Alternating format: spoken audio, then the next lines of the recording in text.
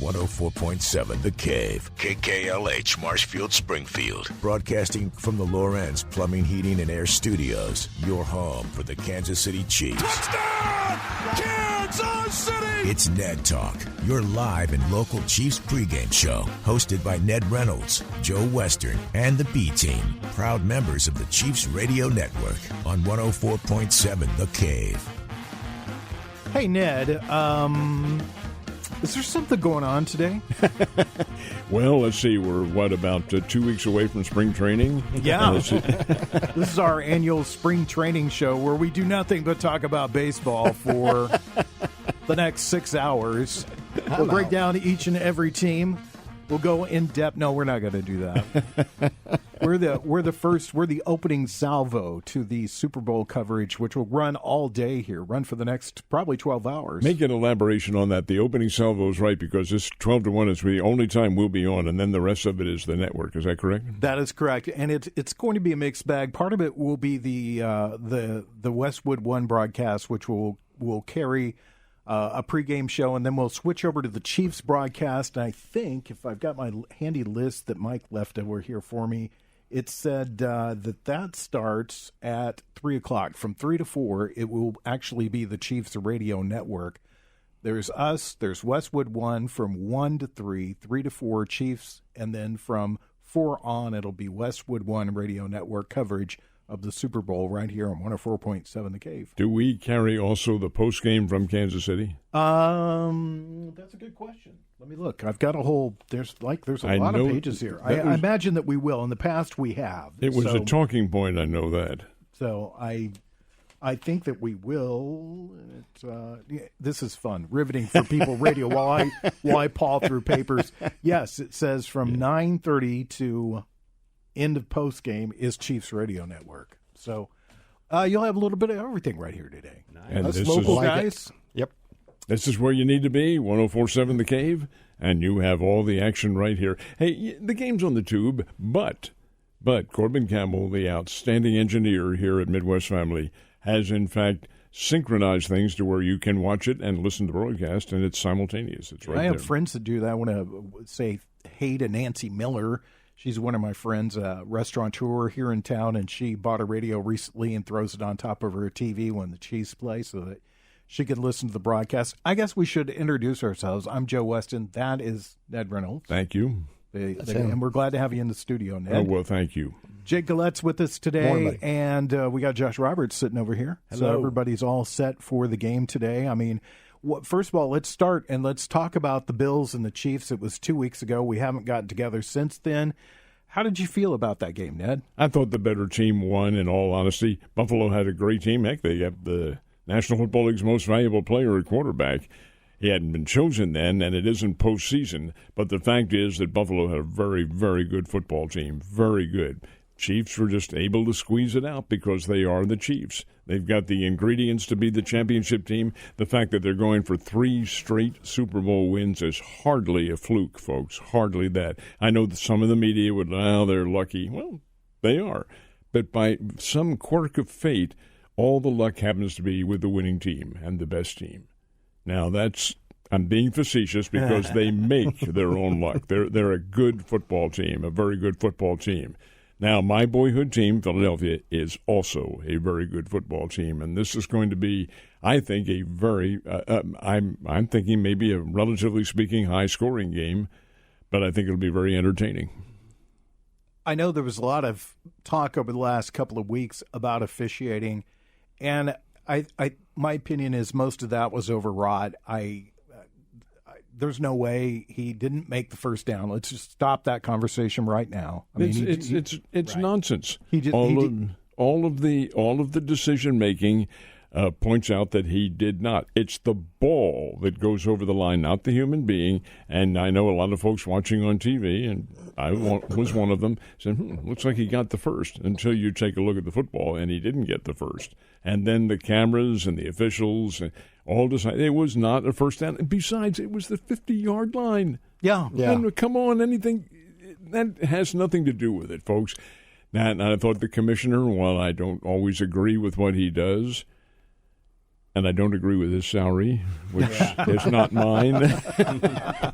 Anyway, when he said it's nothing but sheer nonsense, and it is all developed from social media, where there is no governance of what anybody wants to say. You pick up on however you feel.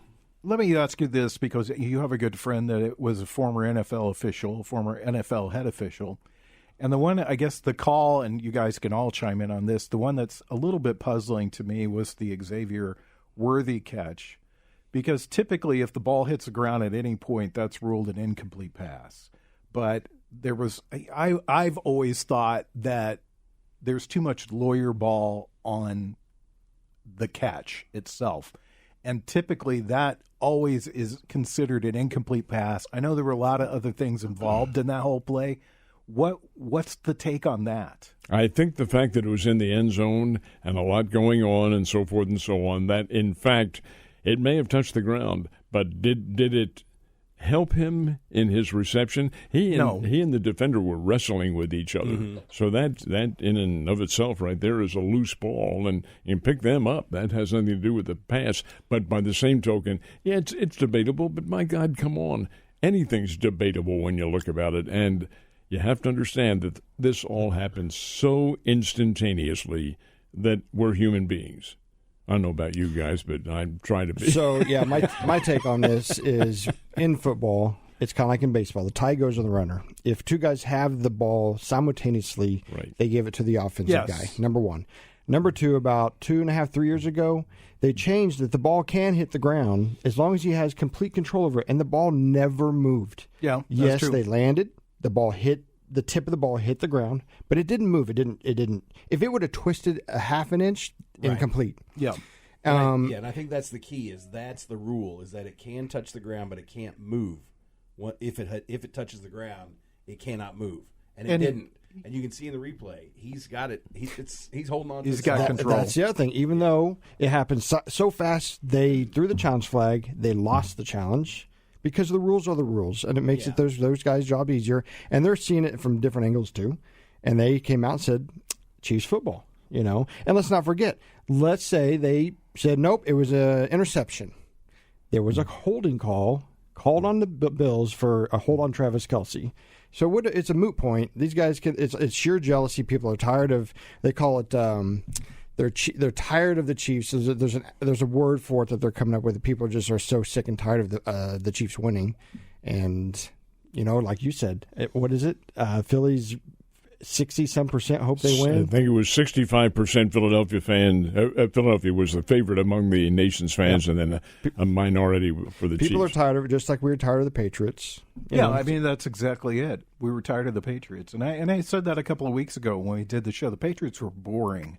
Yeah. Because they were just so efficient at what they did. I don't mean they're a bad football team. It was just boring to watch, 6-yard pass, 6-yard pass. Nobody's covering Julian Edelman, really? Nobody's covering Rob Gronkowski, really? Yeah. I mean, the Patriots were far more exciting in the offseason with Robert Kraft and for sure. Aaron Hernandez and that sort of stuff is always exciting. Deflategate, Spygate, all of that. Exactly. Well, Joe, let's carry this over to the college side. Alabama? Alabama. I can't stand Alabama. They're always winning, except for one. There's one here. Yeah. But no, I get it. And that's what we talked about 2 weeks ago. Anytime that you have a team that is successful for a long time, the other fan bases start to loathe them. It's that's the nature of fandom. You want your team to win.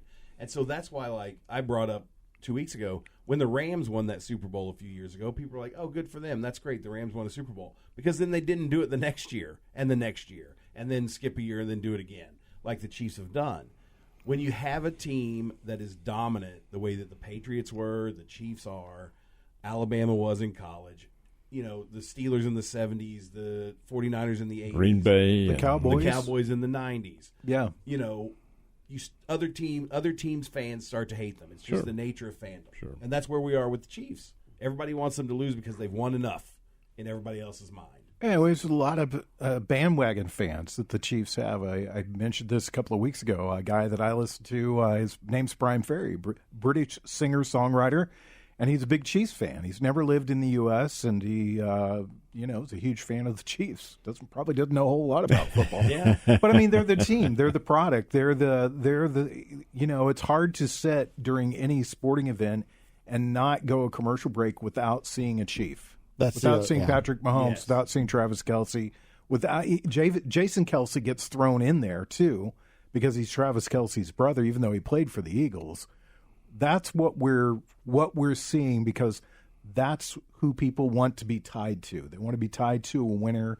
They want to be tied to a team that's doing things, going places, and it's the NFL's number one product right now. And when you boil it down, and this is the negativity involved here, when you boil it all down, guys are Chiefs fans, and they're Eagles fans, and they're fans of the Carolina Panthers and so forth. What good does it do you? Well, there is one, and that is it's your intrinsic involvement with that team because that's a personification of you out there winning. But in terms of the betterment of your life, does it make you any better? It does, maybe mentality, but otherwise, no, it doesn't have an effect.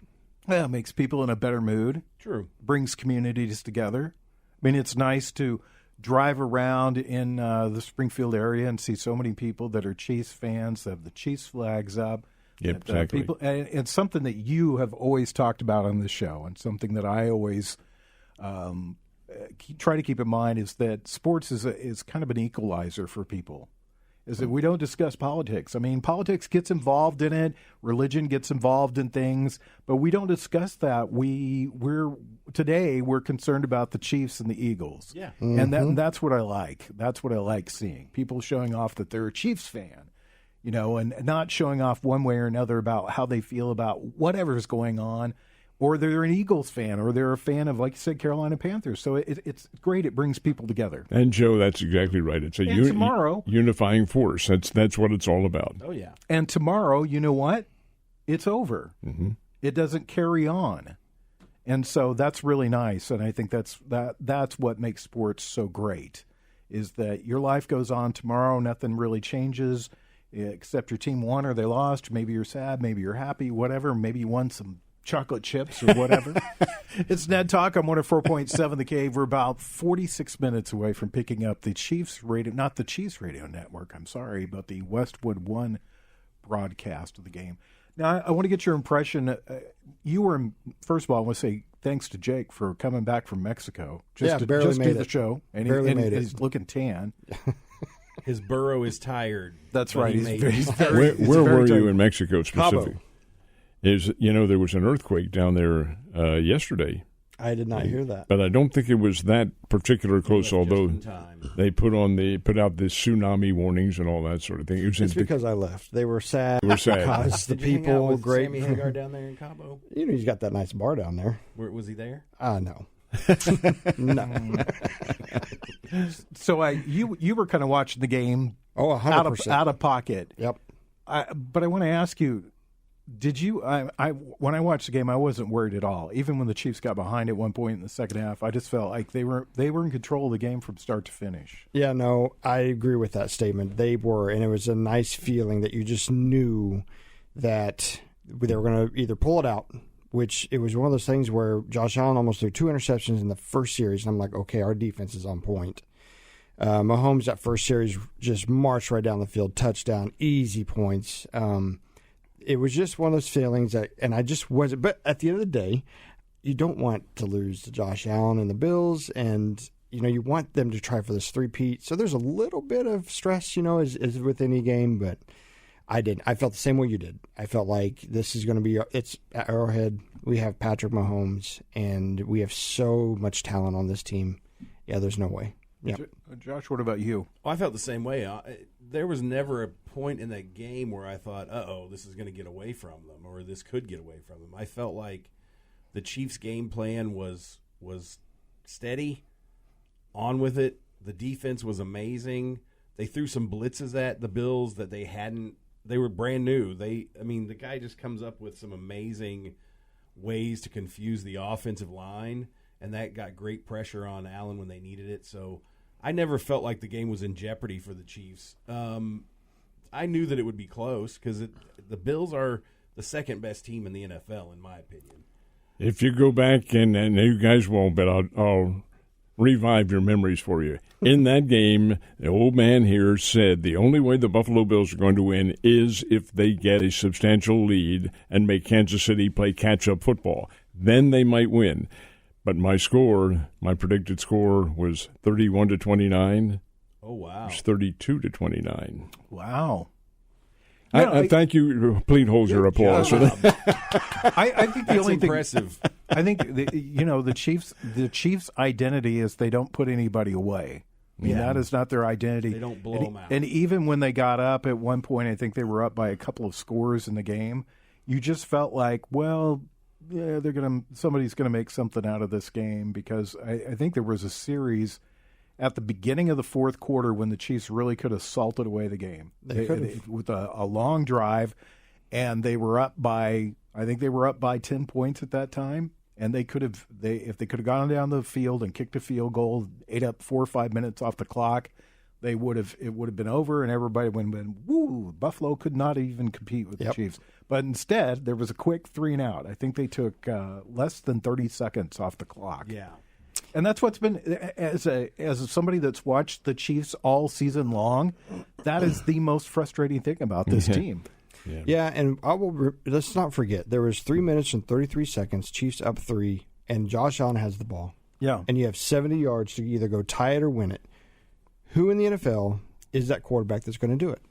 I don't think there is one. Oh, outside of Mahomes. Outside of Mahomes. I don't think there is one against the Chiefs' defense, me personally. But what I'm saying is that the Bills had their chance. Yeah. Yeah, oh yeah. I mean, it's not like the refs handed the Chiefs the game. They gave them 3 timeouts, too. They had all their timeouts, the 2-minute warning, 3.5 minutes left, and they made 1 first down, and then they went 4 and out on that pass that Kincaid didn't catch, and that was basically it. The Chiefs end up kicking the ball back to them and make it interesting. Let me ask you guys this real quickly before we go into the break. Do you think the Chiefs' major concern, a concern should be the Chiefs over the officials over officiating against the Chiefs to make the appearance? I mean, I don't believe the Chiefs are getting the calls, but do you think they should be concerned about that? No, absolutely not. They'll call the referee today is Ron Torbert, who's an old pro, been around, has had the Super Bowl in the past. Absolutely not. It'll be judged fairly as what in their mindset is fair. If you see the foul, you call it. If you don't see the foul or you think you saw it, you don't call it. I think there'll be that focus on it. Yeah. When we come back, we'll talk about the team the Chiefs are playing today, the Philadelphia Eagles.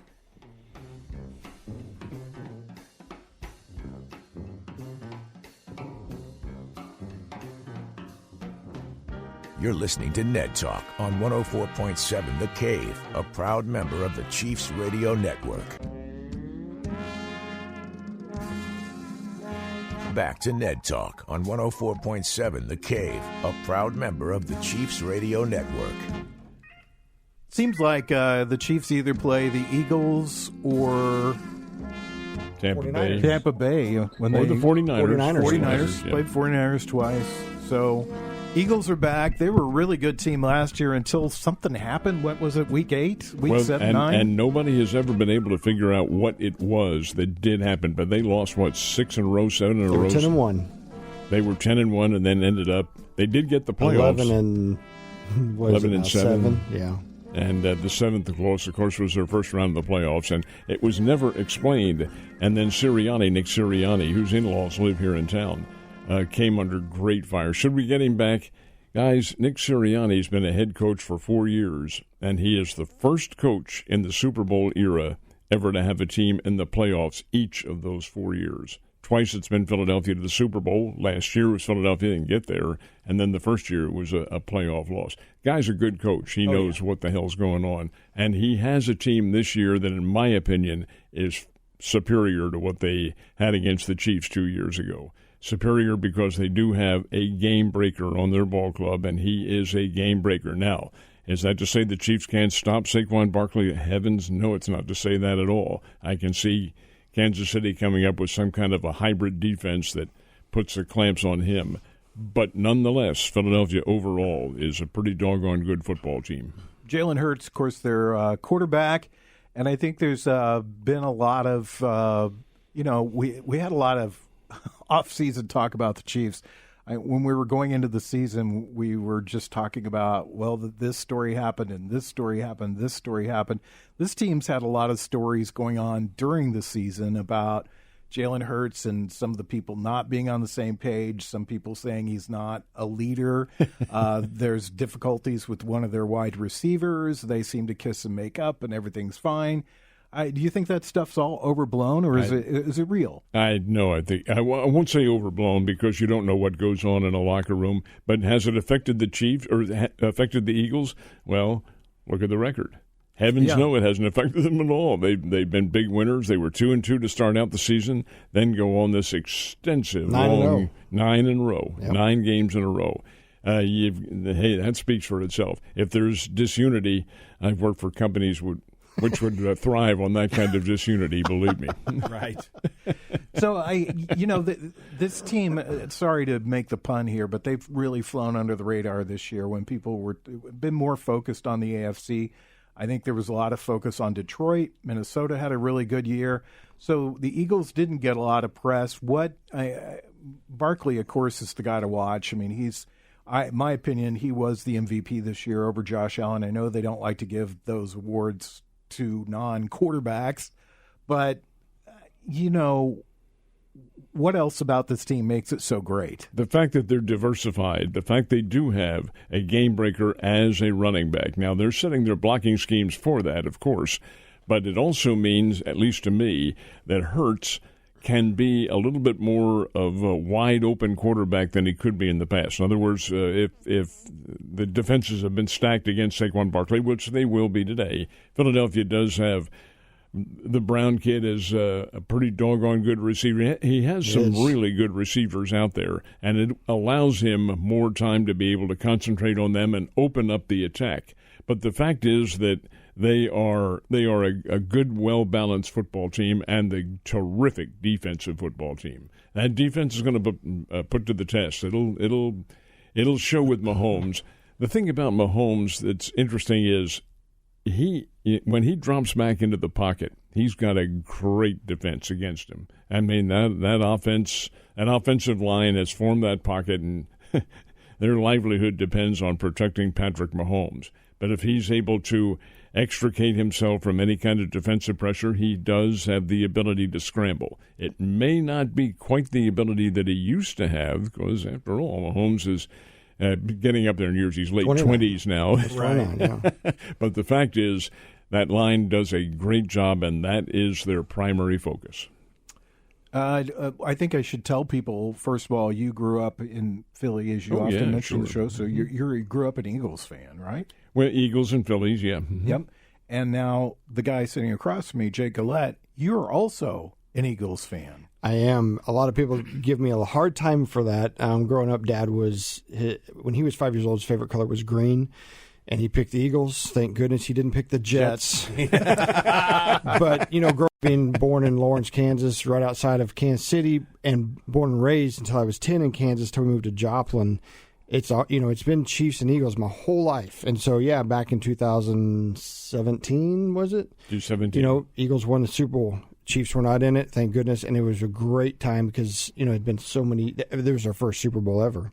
And so this time, people's asked, for the first Super Bowl 5 years ago or whatever it was, they're like, who are you going to pick? I said, listen, I'm a season ticket holder of the Chiefs. I spend about a little over $10,000 a year in hotel stays and nights out there and ticket sales and tailgating and all that. I said, my heart is with the Chiefs. There's no doubt about it. The more this is going on and on, like, I don't want the Eagles. People's like, well, you'll still be happy. It's a win-win. I'm like, no, honestly, my return on my investment is that trophy, and I want the Chiefs to win this thing so bad. I do watch every Eagles game, but at the end of the day, I'm not a big Sirianni fan. I don't know what it is about, and I know he's got family here in town via a marriage, but I think that his thing is he brings the team down a little bit. I think that was the problem last year. I really do. And I think he saw Jeff Lurie, had a good conversation with him, and he stuck with the guy, and he changed his tune this year. You can tell Sirianni's changed. And so, I would never have thought this. With Detroit losing to the Washington Commanders, I knew then the Eagles were in, right?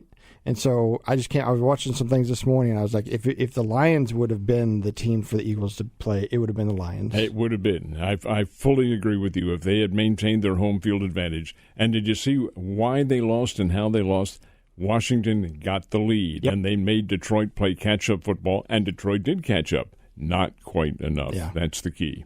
Josh, last week the Chiefs did a lot of RPOs, run play options.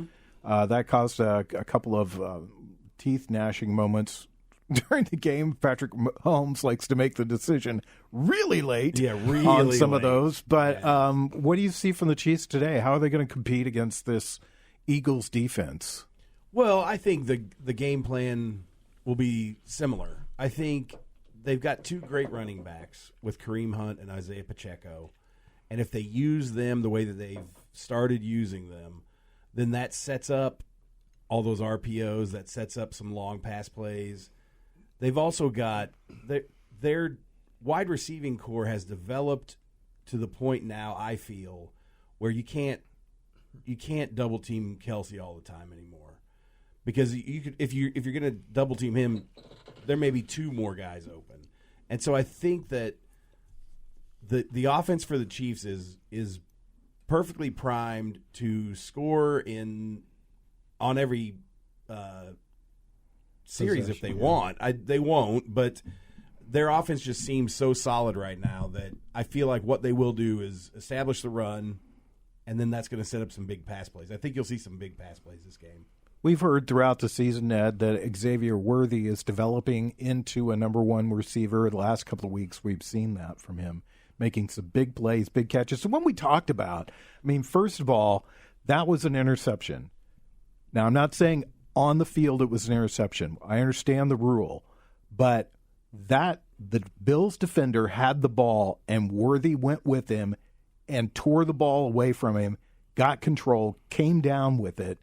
That was an amazing play. It was. That's a game-changing play right there in and of itself. Even if he knocks the ball to the ground, to have the wherewithal to do that as a young player, you don't see that often with guys like that.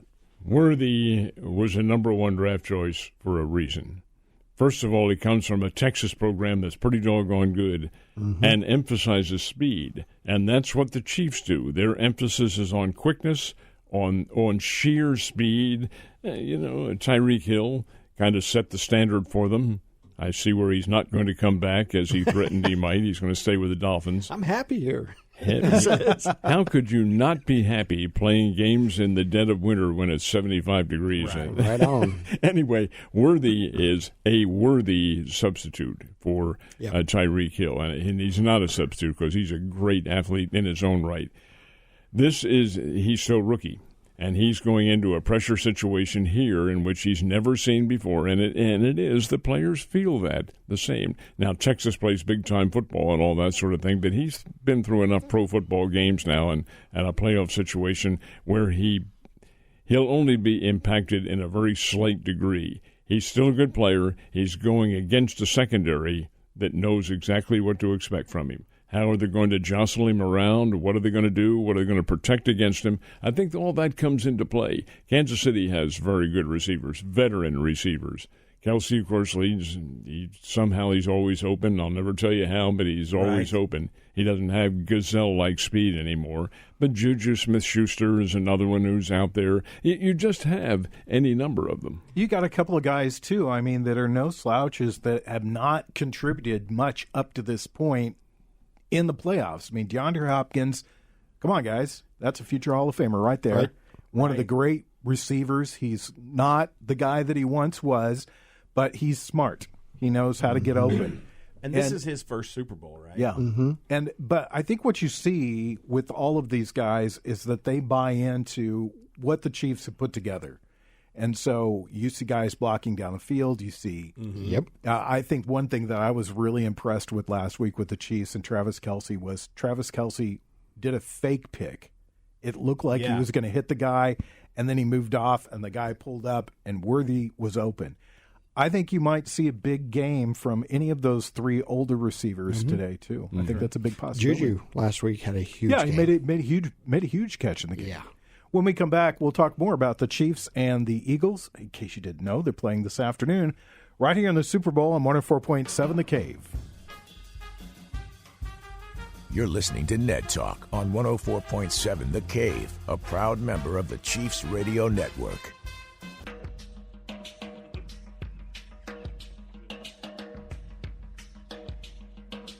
Back to Ned Talk on 104.7 The Cave, a proud member of the Chiefs Radio Network. Hey, watch it there. Got the mics hot.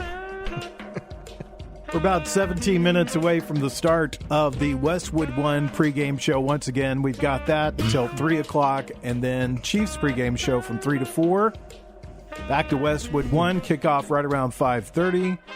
And then the postgame will be the Chiefs Radio Network. It's all right here all day long, 12 hours, close to 12 hours at least, coverage of the Super Bowl going on right here. Fortunately, we're not on the air for 12 hours. I have a question I want to pose real quick. Okay, quick. Okay, go ahead. Shouldn't Monday be a national holiday? The Monday after the Super Bowl. Should be. Should be a national holiday. It's because everybody needs to recover. Well, I wonder what the statistics are and people calling in sick. Yeah, I'd love to see that. It's pretty high. Wonder what the stats are and bosses going, get your butt in here. Yeah. Well, now, all right, you said that. Doesn't this station right here, didn't we move an appointment date from 8 to 9 o'clock? We did. Okay. We sure did. Says it all, we doesn't sure it? did. I know my boss will be coming in a little bit late, but I will not be. I'll be on time tomorrow. 22.6 million American workers will miss work on Monday. How many? 22.6 million. How does anything get done? This country. 22,600,000 miss was work. 18.8 million missed last year. They're saying this year it's another 5 million. Well, bigger metropolitan area with Philadelphia involved. I guess so. Wow. There you go. Wow. Exactly. There you go. Stat of the day. Sorry, I didn't mean to derail the show. Chiefs, that's fine. The show's always welcome to be derailed. Chiefs and Eagles coming up this afternoon, and, we've touched on it a little bit before. Ned, what do you think the Chiefs need to do to win this game? Establish control and establish the tempo of the game. That's how Kansas City has won. Take away the tempo from Kansas City, and that's easily said than done. Take away from it, and then the Chiefs are in jeopardy. But I don't think that'll happen. Kansas City goes out and establishes the pace of the game, because that's how the Chiefs win. They're very quick. They may be the quickest team ever in football. They're very quick, and I'm not talking about north-south speed. I'm talking about lateral as well and line people as well. They can do a lot of things with that speed. That's what catches most National Football League teams who play them, the fact that they're so very quick. Now, you overcome that, and your team takes command, as Philadelphia. That's why I say if Philadelphia gets the lead in this game, Kansas City's got some problems. But I don't think that'll happen. I think the Chiefs go out and establish control and hold on to win it. Jake, you said you watched the Eagles play all season long. What do you think the Chiefs are going to see from them offensively and defensively in this game? The defense is, I believe they were number one this year. They have a great defensive line. It reminds me of the Tampa Bay team from a couple of years ago in the Super Bowl. So our offensive line is going to have to hold and give Mahomes a chance to throw the ball. On the defensive line, as far as cornerbacks and the free safeties, they're the best in the league as well. They got Sly, one of the best corners in the league, and he's going to be matched up. But the thing is cool about this is, we don't have a premier receiver. Yeah, we have Worthy, right? Well, if they're going to double team or keep Worthy out of the game, we have Hopkins, Brown, Kelsey. We have everybody. So I think that at the end of the day, we have to, like Ned just said, control the tempo. The Eagles are known for eating up the clock because they run the ball. You have Saquon Barkley, and you have Jalen Hurts. So did the Baltimore Ravens, and the Chiefs show that they can hold one guy. Remember, in the first game this year, they held Henry to 41 yards, where Jackson had 130. It was crazy. But I think at the end of the day, it's about who has the ball the most. The controlling of the game clock is going to be key, and if the Eagles, which the Chiefs have always been coming from behind on all these Super Bowls, but if the Eagles have a lead and they're controlling that clock, Mahomes gonna have to work something to get that ball scored fast, give the ball back. Hopefully our defense stops him, and at the end of the day, I think the Chiefs win by 3. 30? 30 to 27. 30 to 27. I dropped my scotch there when you said that. Yeah, wow. Exactly. If 30. they win Wow, by that's 30. That's a. We're not even two It's predictions scripted. yet. I've read the script. It's 30 points. You're doing a little preemptive, There you go. preemptive picking By of 30, for that'd the be game great. today. I might change my mind. So what do the Chiefs? What do the Chiefs have to do?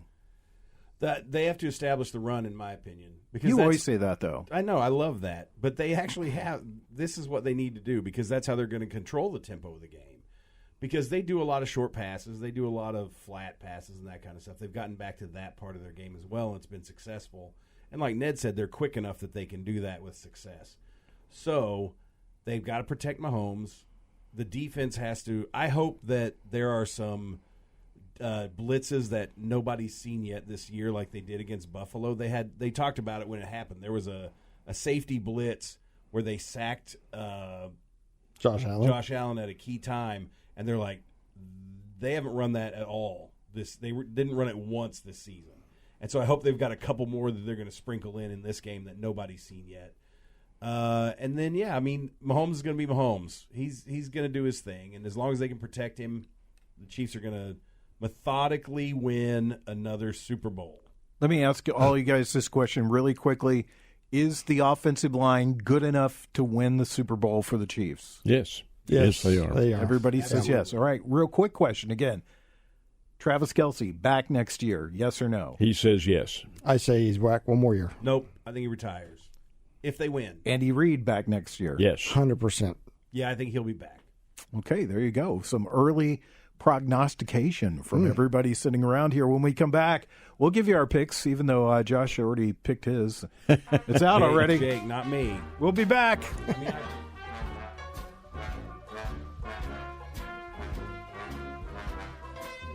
You're listening to Ned Talk on 104.7 The Cave, a proud member of the Chiefs Radio Network.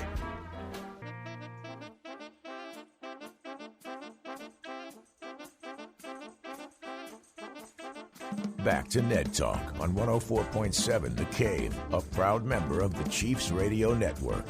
One more time, it will be the Chiefs, the Westwood One Radio Network coverage of the game today, starting in just about 5 minutes. 3 o'clock, we switch to the Chiefs pregame show for an hour.